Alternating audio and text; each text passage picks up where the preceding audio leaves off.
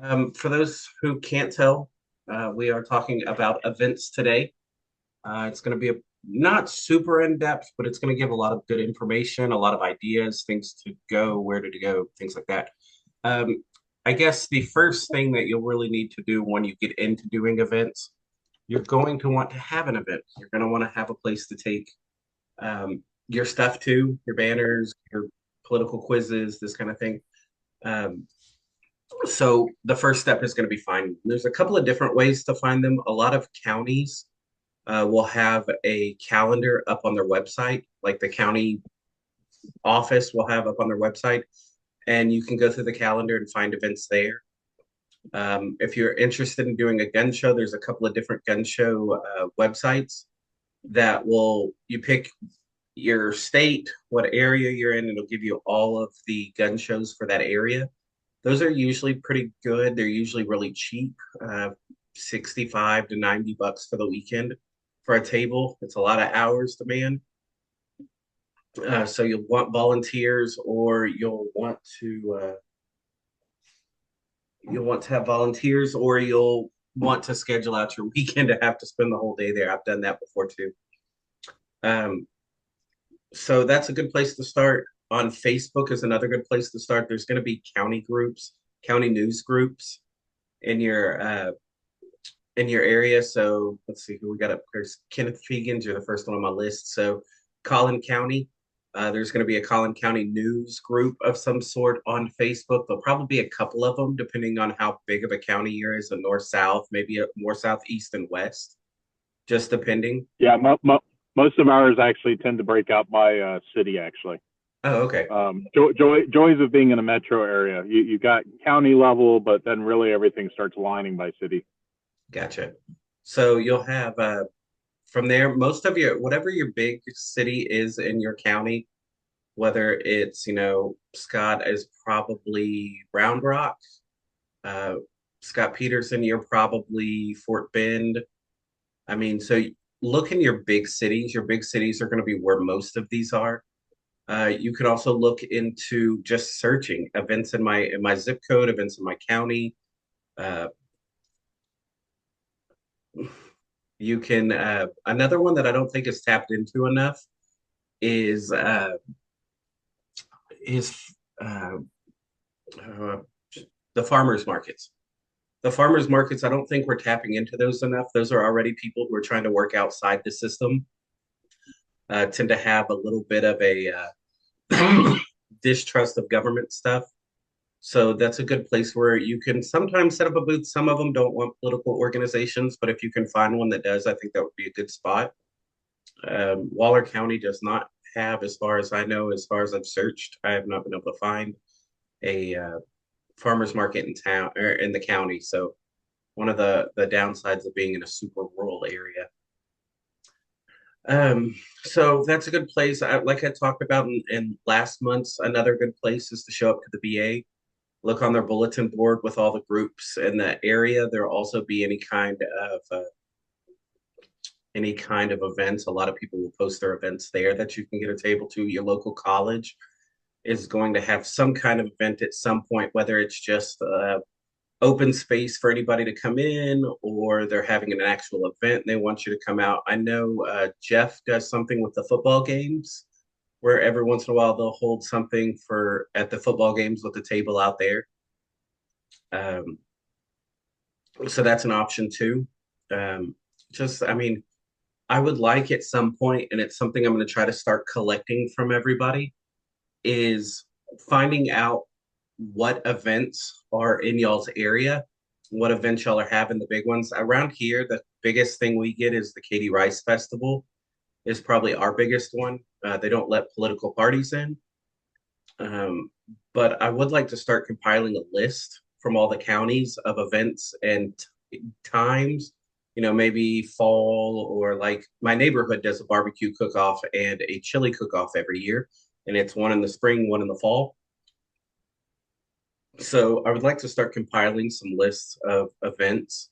That way, say you decide not to run in the future, and the next guy who comes in or girl who comes in, it's like, hey, I really want to host an event, and I say, hey, I've got this spreadsheet with 6 or 7 events in your area that y'all could hold a an event at and table something there. So I would like to start putting something like that together for the institutional knowledge. Is not all of us are going to be here forever. At some point, we are going to move. We're going to get too old to do this. Uh, we're going to move out to the middle of nowhere and never deal with anybody again. That's my goal. So I would like to start building some of that institutional knowledge so we can pass it on to the people who replace us at some point. Um, Once you get there, once you have your booth site, you've paid for it, and you've set up, there's a couple of things you'll need to bring. Not There's nothing necessarily that you have to bring. I mean, if you want to show up and sit at an empty table and try to flag people down, that's an option. It's not going to be a great option. You're not going to get a lot of people to stop by an empty booth. I brought my banner. This is my county banner. This is my pop-up banner. I want to say between the two of them, I paid a little over $100 to get them printed. As we go, if you have anything that needs to be printed, reach out to me and talk to me because we did secure a vendor who's going to be printing for anybody who wants it. They offer the lowest price on anything you can find. If you find something different, they'll beat it. Uh, they did our banners for us. We're going to be giving out some banners the next select meeting. They did our banners. They turned out fantastic. They did that world's smallest political quiz right there and passed and mailed it. So this is actually not mine. I don't know what I did with mine. It's around the house somewhere, but this right here is one of their printings. It looks fantastic. And they ship for free. So it was really straightforward and they y'all's chatting down here is throwing me off. The real quick turnaround, cheap quality, and the guy who does it is a libertarian. He's in Harris County. He is fantastic, and I've had a great experience with them. So something to definitely look at. This banner was more expensive than the ones that I ordered for the counties, and I didn't want to bust the county ones out because they're kind of a I know everybody pretty much knows what they're getting, but I still wanted to present them so that they kind of got oh wow, that looks really nice. So, but this one was about $15 more expensive than the one I got from them, and the one I got from them was a much higher quality. Sorry, guys. So you want something, whether it's a banner, whether it's this, whether it's a pop-up banner like this, which tends to be actually about the same price as the big one. It's up to you. If I have the time, I can help y'all design some stuff like this. I've got templates for what I did, or you can go back and watch the Canva training we did with Carter a couple months back and get some ideas on how to do all this stuff. You can find with the QR codes, you can find QR codes that are more like this one here. It's kind of hard to tell, but that's a Liberty torch in the middle of that QR code. There's lots of free websites that'll make QR codes for you like that, where it's got like your county logo or a torch or a porcupine, whatever you want to do. You can kind of put it in the middle of the QR code there. So that's an option too, and it's free and it's real simple. And you just cut it. It'll download off of a lot of those websites, and you can just post it into Canva and bam, put it on there for you. So this is, kind of the first thing you want to do. You're going to have a table. I've looked into the tablecloths. The tablecloths that are branded are super expensive. And I don't have mine here, but you can get a stretchy one off of multiple websites, Amazon, whatever you want. And they run about $13. They're kind of spandexy almost, and they hook underneath the table legs down bottom. So they actually look really nice. It'll give you a way to kind of make your table a little nicer without it just being like a wooden table or a plastic table. So that's an option you can have too. The one thing that I will say, a lot of this is important. This right here is going to be your most important. It's not really showing up on my screen. Maybe I'll see it. It's a sign-up sheet for people who stop by. That is why you are at these events, to make contacts, to bring people in. At the last gun show that we did, we had a candidate, a guy who wants to run for candidate. He's been a libertarian for a while. He's never really gotten involved in the party, but he's sick and tired of the way that the local government is being run. He's pretty well known in the county. He does a lot of different things. So he's talking about running as a libertarian for office here locally. Um, and that's going to be a big one. And once you get those names and those emails, plug them into whatever email service you're using to email them, keep them up to date, let them know what's going on, try to get them into the party, try to have things that you can get them into, not just a hey, here's what we're doing, but we're meeting up this month, or we're going to go pick up trash, or we're going to go work at the or the local shelter and help people out there. Have something where they can kind of get involved into everything. Okay, Michael Winters just posted in the chat about how to get a hold of him, the printing guy. So make sure y'all are getting contact information for these people, whether it's here or if they don't want to give this information, have a business card for them that you can pass out. I looked at earlier because I was trying to get some ideas on what printing was.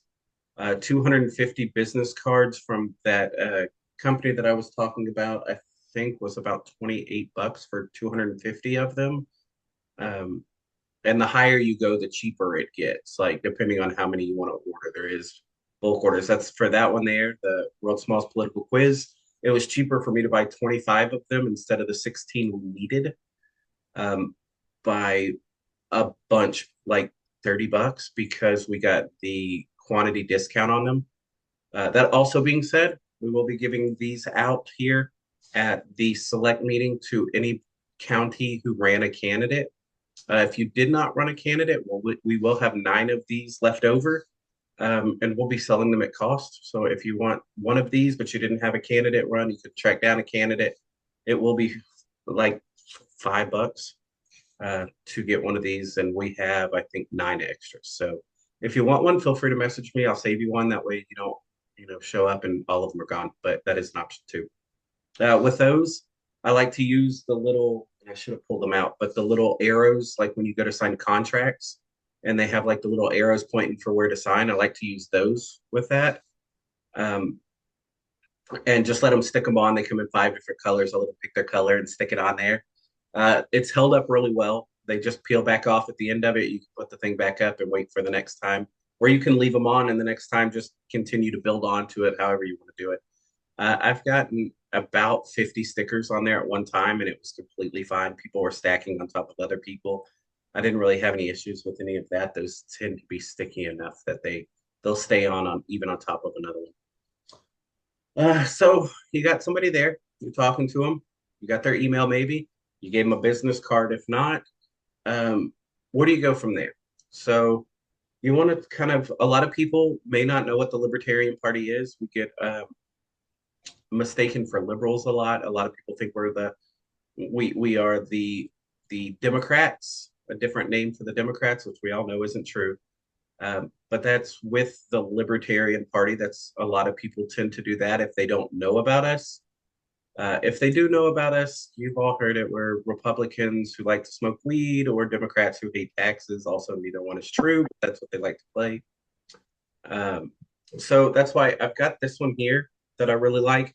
It kind of breaks down what our stance is on. It's got gun rights, war, mandates, state rights, taxes, victimless crimes, and government debt. So it kind of gives a brief overview of them. I mean, it's a sentence a piece or so. It's not much, but it's something they can walk by and look at. I also have, if you look up here, you can't see what they say. One of them is to our Facebook page. The other one is to the actual platform on the website. So if they want a little bit more in depth on what we believe in here, they can click on that one and it will take them to our website so that they can read the platform. It'll also it'll give them the option when you go in to sign up for our newsletter there, which is nice. So we can plug them in that way too. So have something like this, or with the gun show. My business cards are downstairs, but I've made a couple of different gun shows or a couple of different business cards depending on where we show up to. One of them will have just what we believe in gun rights, repealing the assault weapons ban, stuff like that. Or not the assault weapons ban, but different laws that will ensure our Second Amendments. LP Texas does have these. It talks about gun control. It's a two-sided card. There are some of these. There's not a terrible lot of these. If you want a few of them, I think LP Texas can probably, spare a few of them. There's a couple of different ones. I know there's that one. There's one on medical freedom. There's one on, I think, war, if I remember correctly. So there's those three, depending on what kind of booth or where you're setting up your event at. We have tons of these, tons and tons of these. If you want some of these, talk to me because I have tons of these. I carpooled one time. And if you can't tell, it's the trifolds. I carpooled one time. Everybody grabbed about 100 of them, and then everybody left them in my car. So I have bukus of them that I'm more than willing to share. So reach out to me like that too. I don't bring this stuff to the select meeting. So if you do want something, get with me before that, and I can bring it out to Fredericksburg in a couple of weeks. Some other things that I have that I like to bring to them, if you are lucky enough, Economics in One Lesson, the Mises Institute was giving them away for free. They had gotten somebody who had donated like thousands of them, and all you had to do was get in and sign up for free. This is always a good one, fantastic book. And but like I said, if you were lucky enough to get some then, I think they're like $4 or $5 now. They're not super expensive. I like to plug the Mises Institute because first they're doing a lot of great things, but also, I mean, books and books and books. If you want to hand out books at your events, they're the place right now. They have one of the Rothbard books, What's Government Done with Our Money, I believe, is a penny a piece. You can get on and you can order 50 of them for 50 cents. You pay shipping, which is like 12, $15. Nathan Polsky said he got 200 of them for him. So that's a whole $2 he spent on books that he can pass out for a very long time. So that's always a good one to pass out. Somebody who knows about libertarianism, who wants to read a little bit more into it. Nathan says his were free when he got up. They're a penny now. I checked them this morning. So books, I mean, if it's not costing you that much, you can give them out. If it's going to cost you a little bit more, you can try to sell them. I always just buy the cheapest books they have on their website so that I can just give them away. I mean, like I said, with that book, $2 for 200 of them. I mean, if you really want to recoup any money on your $2 investment, it's just not that big of a deal to me. Some other things that you can bring, stickers tend to be good. I've got the taxation of theft, got the porcupine. I have my own. Shine in here is really bad, but it's the Libertarian Party of Waller County with the shape of Waller County on it. I have those stickers. I've got LP Texas has pins, so that's something you could get as well. Bracelets. The black one I like a little bit more because it does have the lptexas.org on one side, but it says come and take it on the other side. The yellow ones just have the website on one side and then LP Texas on the other. So I don't know how many of those we have. We could probably, this would be a conversation I'd have to have with probably Amanda's department, but we could probably spare a couple of them. Another thing, I don't have my cornhole boards up here, but I do have two Waller County cornhole boards that I had made. One of the guys in the county who's actually libertarian donated them to us, so that was fantastic. But he wanted like $100 a piece for them or for the set, and it came with bean bags, and it's got our logo on it about yay big on the bottom of the board, so you can see it.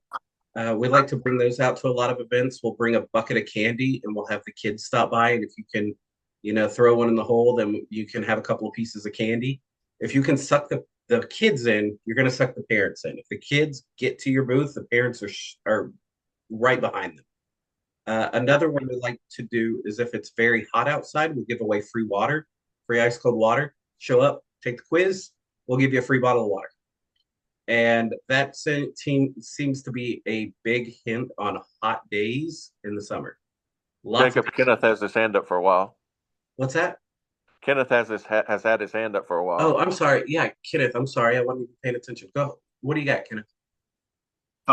Just wanted to also point out that for other reference books and so forth, Libertarian Institute underneath Cato, they've got a massive library of online books as well. So not only do you have the physical books that you can give people, but you can also point people to an online resource, if they prefer reading on Kindles or whatever else the case may be.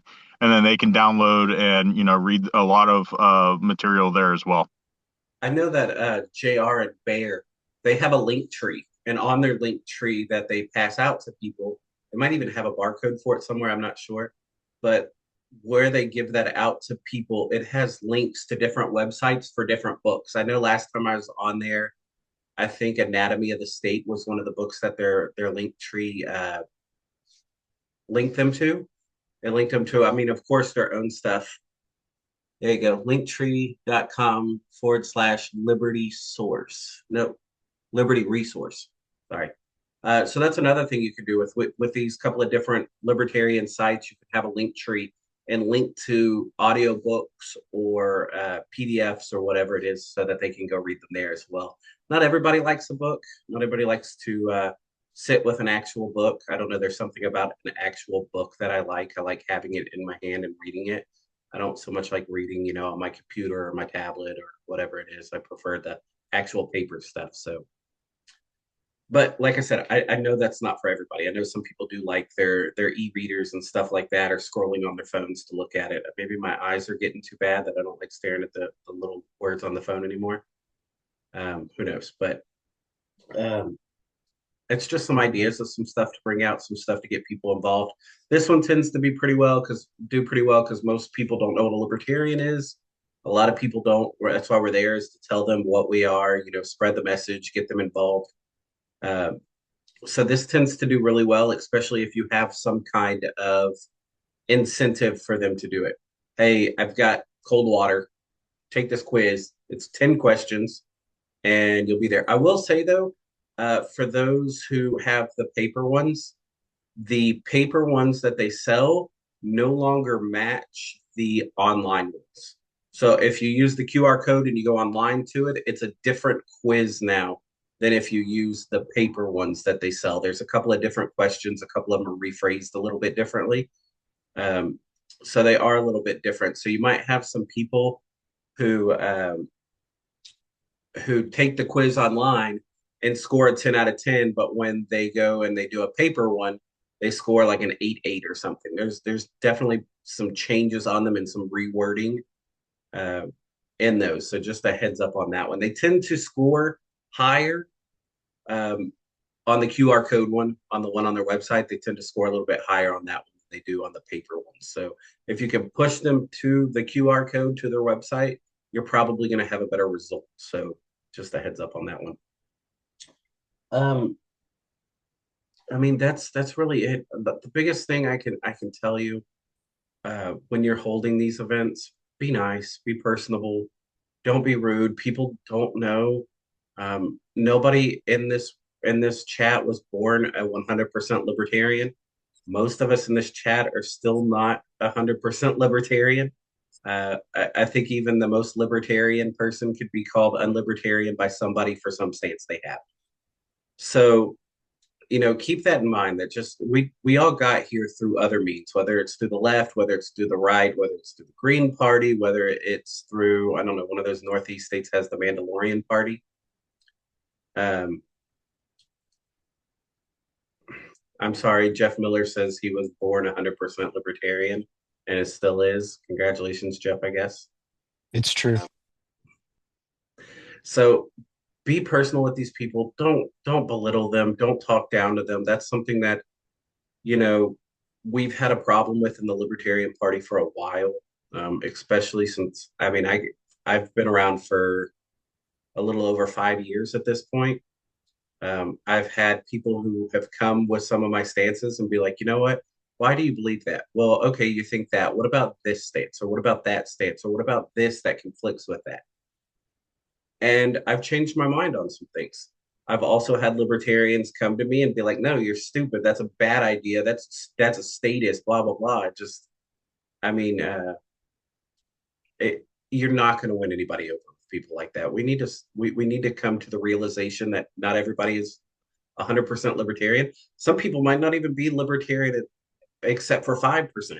They might have one stance, they hold the gun stance that we hold, or they hold the marijuana stance that we hold, or they hold, property taxes, whatever it is. I mean, even on these small things, if you if they're not libertarians, but they have a libertarian stance, that's the person that you can call when you're doing a gun show or when you're doing a protest for weed legalization or any of these different things that you might not be able to call on them all the time, but you can call on them, once or twice for a specific issue and get them to come out and fully support, whatever it is, anti mandates or, the like. I mean, that's somebody who you can call on later. So I really be mindful of the way you talk to people when you do talk to them. The last thing I'd really say, put together an ROI on these things. If you do not put together an ROI on an event, you're never going to learn what you succeeded at, what's working, what's failing. And a lot of people will say, money is the ROI. Money's not the ROI. Money can be the ROI. I mean, that's part of it. People showing up, volunteers, candidates. I mean, even stopping and talking to somebody for 10 minutes about libertarianism. You may not have changed their mind today, but you've given them something to think about down the road that could potentially down the road turn into a volunteer or your replacement if at some point, if we're being honest. I mean, figure out what you want your return on investment to be going into it. Do you want it to be money? Do you want to make your money back? Do you want to make $1,000 or $1,000,000? Find out what you want it to be, but don't lose, it's not just money. It is volunteers, it is members, it is people running for office, donors. I mean, there's lots of different things that you can maybe an officer, somebody who just wants to help out. So keep in mind that do an ROI, because when you're done, you want to know, was that gun show worth my time? I spent 15 hours there and talked to 4 people. Was that worth the 15 hours, or would I have been better off going down to the local college and setting up a booth on one of their days that they allow booths and talking to 50 or 60 people in an 8-hour day? Or, there's lots of different things. So come up with the ROI, figure out what you want it to be, and find out if your time was well used on there. Because if you're not using your time, everybody's got a limited quantity of time. You don't have forever. So find out if what you got there was worth it, and figure out, starting, what you want your ROI to be. See if you reached that goal, if you got close to that goal, if you got nowhere close to it, if you surpassed it. And it'll help you in the future figure out other places to hold events that might work. It'll help you with your messaging at those events. This messaging go over well when I was there. No, it didn't, but this one did. So if you do hold one at that event again, you've got your messaging that you can lean more into. So, start with what you want, compare it at the end with how you did, and determine if the ROI was worth going out to that event. And I think if you do that, we can actually start moving some more needles and getting some things done here. Does anybody have any questions? I know it was a lot.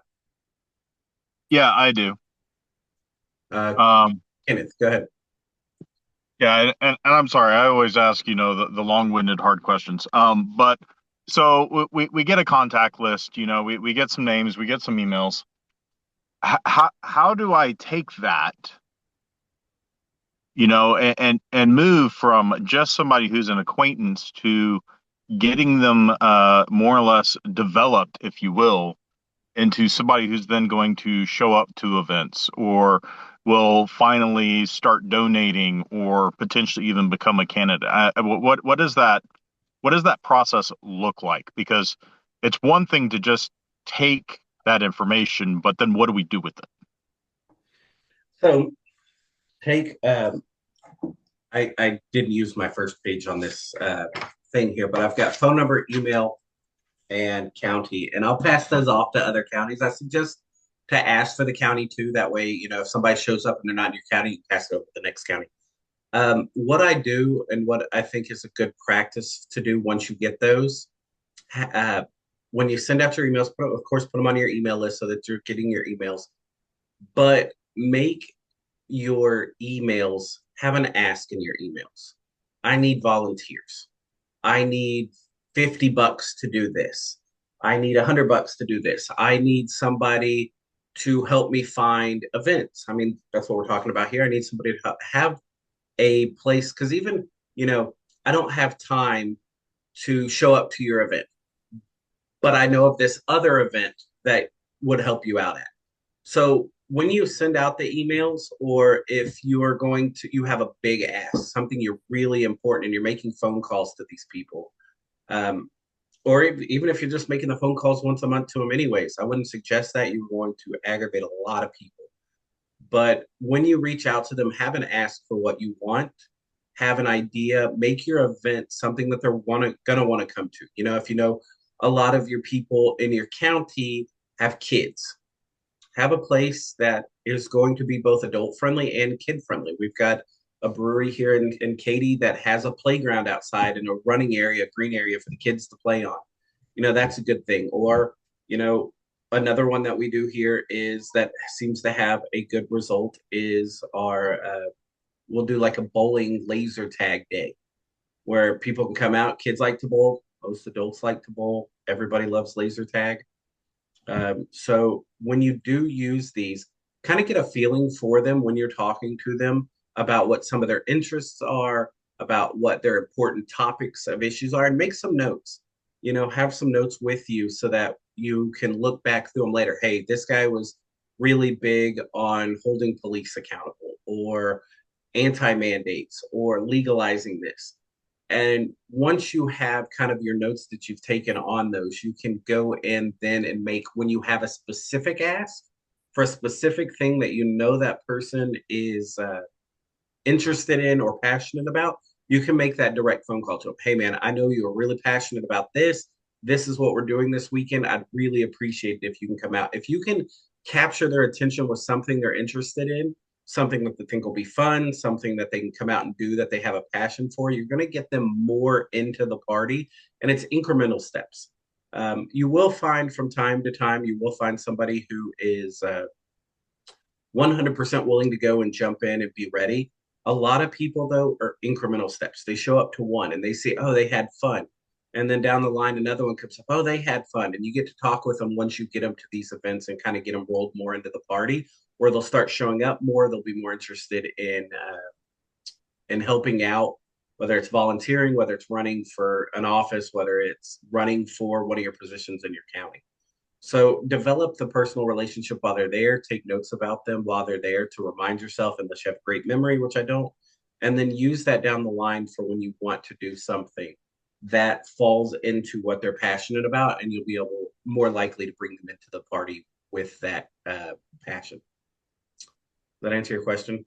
That Yeah, and to kind of tag into that, so in the corporate world, especially e-commerce, we have what's called a lead development pipeline, which kind of touched on a lot of the points that you kind of talked about. All right, so you've got John Doe, you know one or two things about John Doe, and so you want to engage John Doe on those topics that John Doe likes, right? And typically, what you would do is you would take that information, log it into a CRM, put them into a pipeline that then goes through and kind of like fosters that.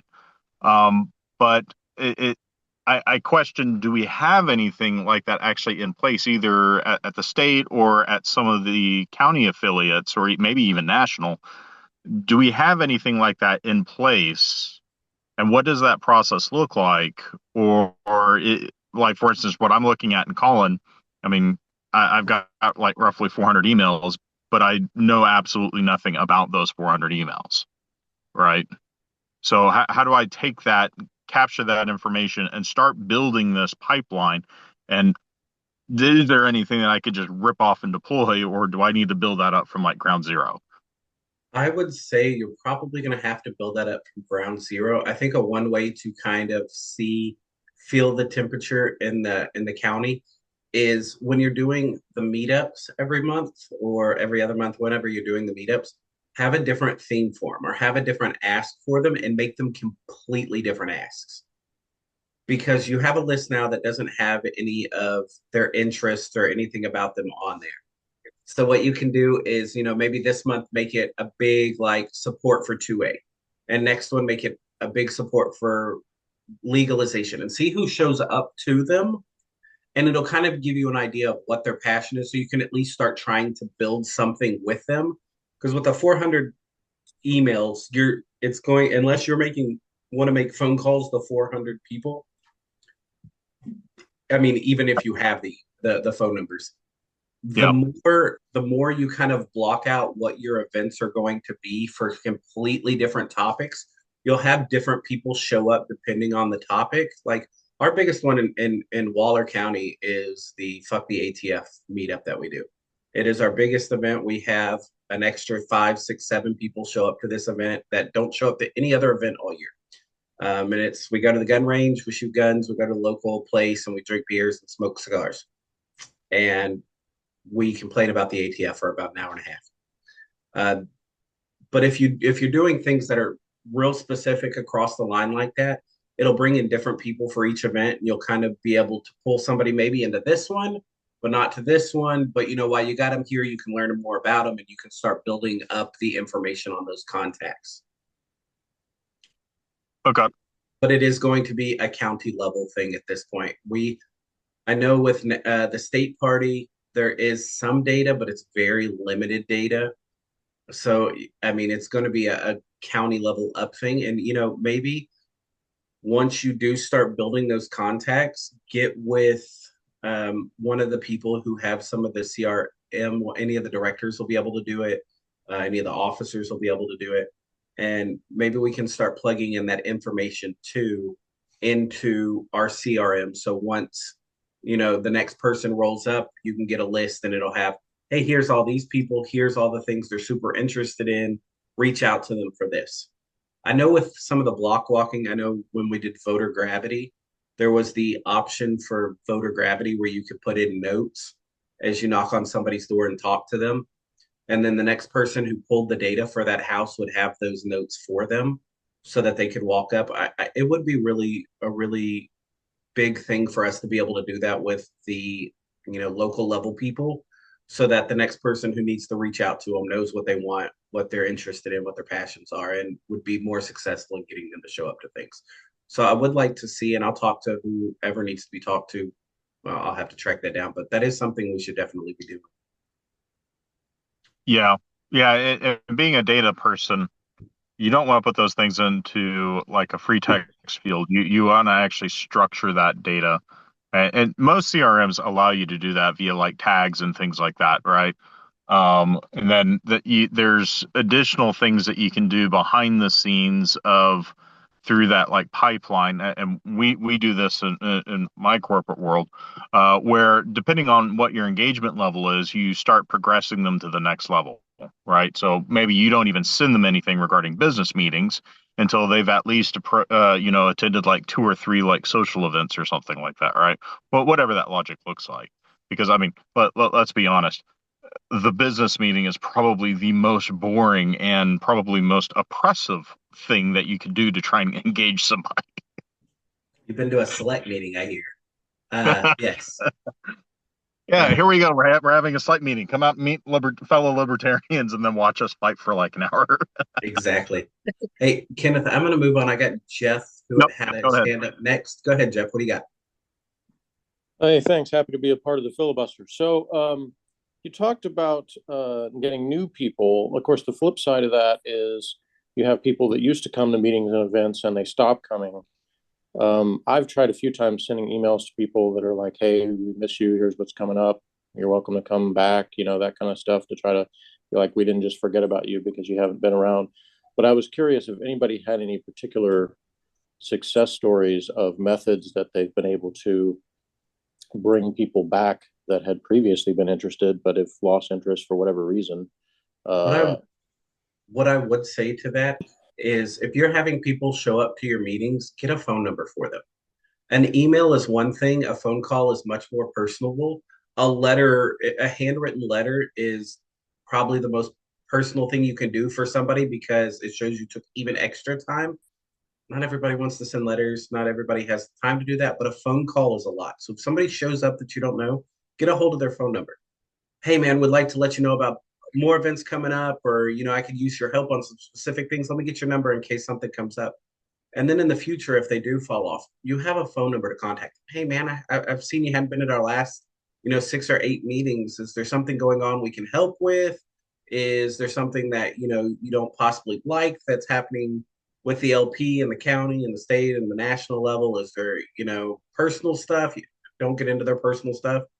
But, what can we do to get you back out? If you have a phone number, you're going to be much more likely to get one of those people who have been involved back out by having that phone call with them, seeing what their issues are, trying to address some of those issues.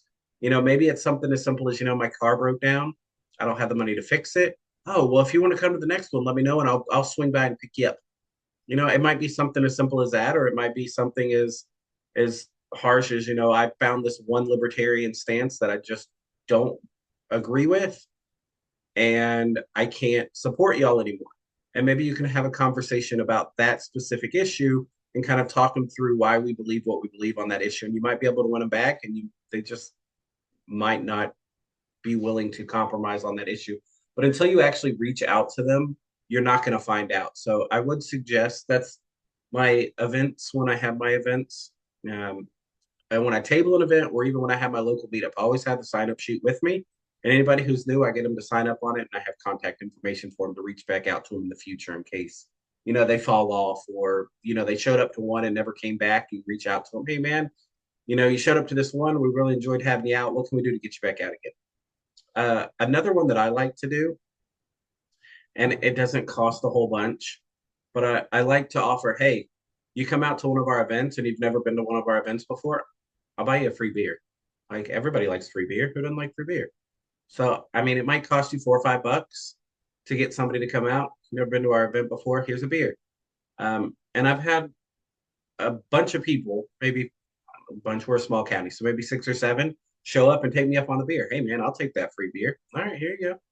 And it'll start up a conversation, and we'll get, people who show up to meetings pretty regularly that showed up because they were interested, and I bought them a free beer. So, there's things you can do like that to kind of get them out for the first time, and then try to build from there. But collect their info, get a contact information for them. So if something does happen, they showed up a bunch and then they stop, you can make that contact again. Scott Talley, what do you got for me? I just wanted to piggyback on everything everybody said pretty much and talk about how Williamson County's been doing it. We have a meetup every month. We usually have somewhere between 15 and 20 people there. We do a business meeting every quarter.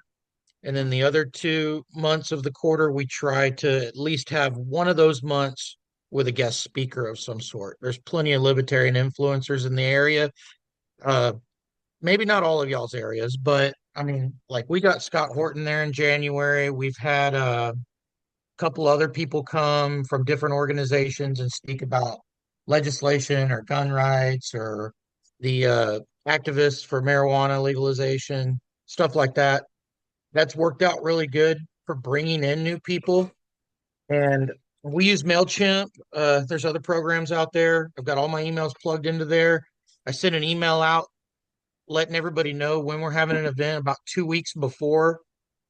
And then I send out another one. Our meetups are on Tuesdays. So Sunday evening, I send out a reminder email. Hey, don't forget, this Tuesday's our meetup. And then same thing. It's at those meetups is where I beg for volunteers for the booth setups. I did the same. The 2 email system seems to work out pretty well. Give them about 2 to 3 weeks out, and then one again a couple of days before, just to give my heads back up, because a lot of people get busy, they will forget. So that is something you should definitely be doing as well. I'm sorry, Scott, I interrupted you. Keep going. Yeah, we also have all of our events as a Facebook event on our Facebook page and our Facebook group. And we utilize Meetup as well, and we've actually gotten a lot of people off of Meetup. I highly recommend Meetup. It's worth the money to set up a Meetup account and do your events on there. As for the outreach booths, you're not going to. The main thing on that is getting volunteers for those, and then bringing in new people that you find there. Obviously invite your constituents to come out and see you at that event. And one thing I've been trying to do to get more volunteers is this last year we we spent we spent about $400 upgrading our booth a little bit. We got some nicer chairs, those little hydraulic rocker chairs. We got some of those because if you're going to be there all day, at least have them be comfortable. Also, And something. then the water's a good thing. And then we also, for the hot months, if you have a booth that has electricity and water supply, we got a misting fan. And we sit that up in front of our booth. And on our 4th of July event, you won't believe how many people stop and take our quiz just so they can hang out in front of that fan for 10 minutes. Same thing. We give out books, the economics in one lessons. We have little pocket constitutions, the anatomy of the state, stuff like that. All those little quick read pamphlets are great. Bumper stickers.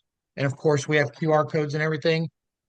And one thing I've been discussing recently that I really want to do, I've mentioned it to Amanda a couple of times. I want to get volunteer shirts that have our logo on them and say something in like big gold letters on the back that say, ask me about libertarianism or something like that. And give them to all the volunteers to wear at these events. So even when they're walking around the event for themselves, taking a break from the booth, people are seeing it and talking to them and making connections. And then, hey, come on by our booth real quick and we'll get your email signed up and we'll keep you updated with what we're doing. And it works out pretty good. You're not going to get everybody. If you get 5, 10 people to sign up on your email list, but you get 50 people to take your quiz, I think you're doing pretty good at a booth, especially in the smaller counties. But that's about all I got. I will say, if you can get something to attract them to your booth, you're doing good. Like, you want something to pull them in. Um, this probably isn't going to pull them in. This probably isn't. This might. If you have free water, it is. At our last gun show, Scott Peterson showed up with his flamethrower. It was a talking point. Lots of people stopped and was like, "Is that a flamethrower?" Yes, it is. Not everybody has a flamethrower, and as much as I try, Scott won't let me borrow his. But if you can have something that will bring them in, that catches their attention, will make them want to come over. Whether, like I said, we do the cornholes with candy for the kids, or the water, and when it's hot outside. If you can get something that will get their attention and get them to come over, you're more likely to be able to have a conversation with them than somebody just walking by. Yeah, Jeff Miller said the Kevin Hale airplanes. That is a fantastic thing because people wind them up and throw them, and then somebody will walk by them if they didn't pick it up and see one and pick it up too to throw it. And you've kind of have them a bunch everywhere that you can just, and I want to say he spends like, yes, don't throw them at the gun show. That is probably a bad idea. But it's something that is relatively inexpensive. I mean, bottled water is, you can get them for 25, 30 cents a piece. So they're relatively inexpensive. You can pass them around and people will stop for them. So try to find something. Balloons. Bring them in balloons. Yeah, for the kids, balloons. We haven't done it in a couple of years because helium's been a problem. But if you can get yourself a tank of helium, it's not very expensive to get custom libertarian balloons made, and every single kid will stop by for a balloon. And like I said, if you can get the kids, you'll get the parents. The kids will stop, the parents will be right behind them. So it's, don't just put your booth together to draw kids into it. But if you have something on the side for kids to do, to get them involved, to get them interested, you'll be able to pull them in. I think that's about it. Does anybody else have any questions? Nope. Okay. Well, I'm going to stop the recording.